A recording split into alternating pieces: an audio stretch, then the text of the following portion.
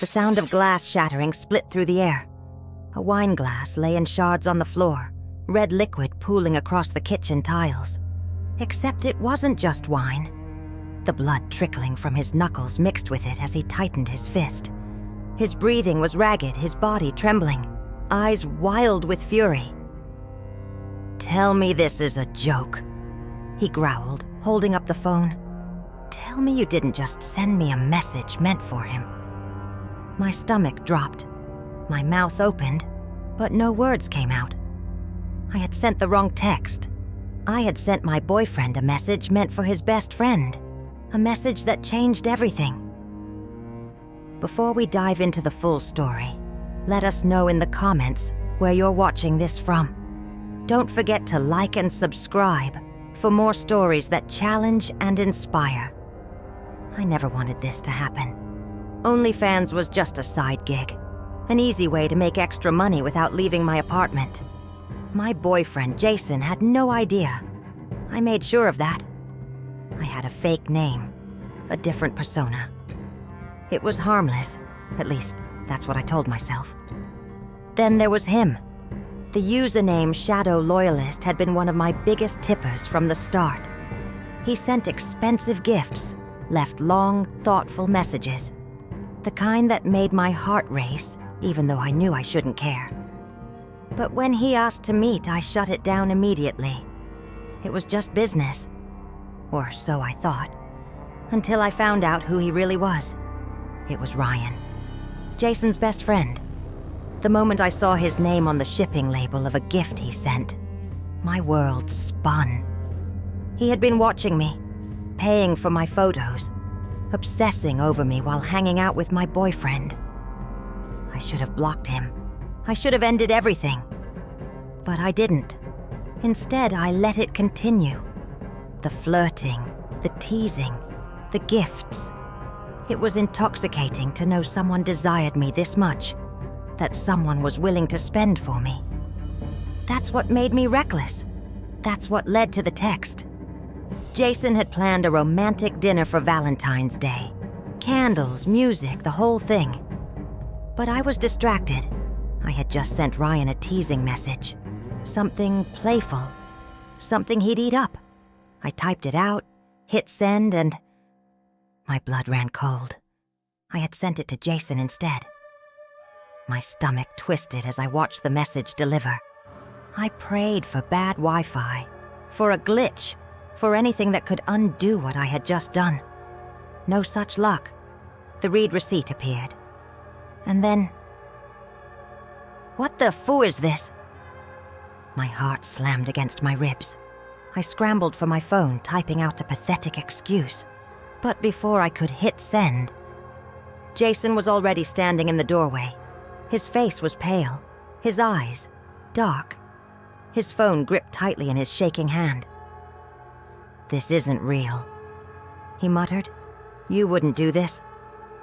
I swallowed. "Jason, Don't!" He cut me off. "Just tell me it's not real."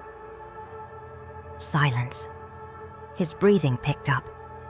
Then, the wine glass hit the floor, its shards catching the candlelight as the room spiraled into chaos. "You've been fucking around with him? My best friend." "No, Jason, listen, it wasn't like that."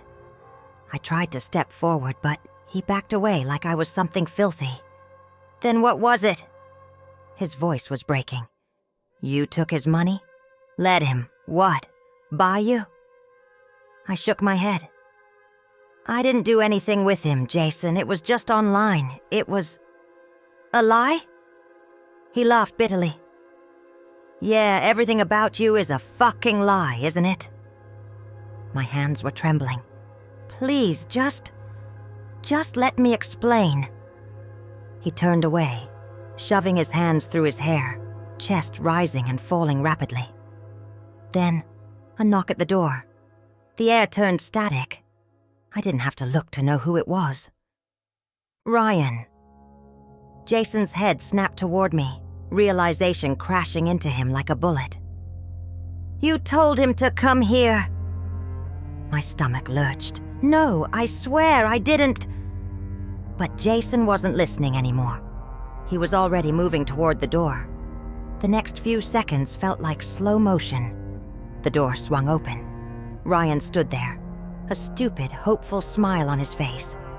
Then he saw Jason, the bloodied hand, the broken glass, the pure, unfiltered rage. And Jason saw him. The man who had been lurking in my inbox. The man who had been watching.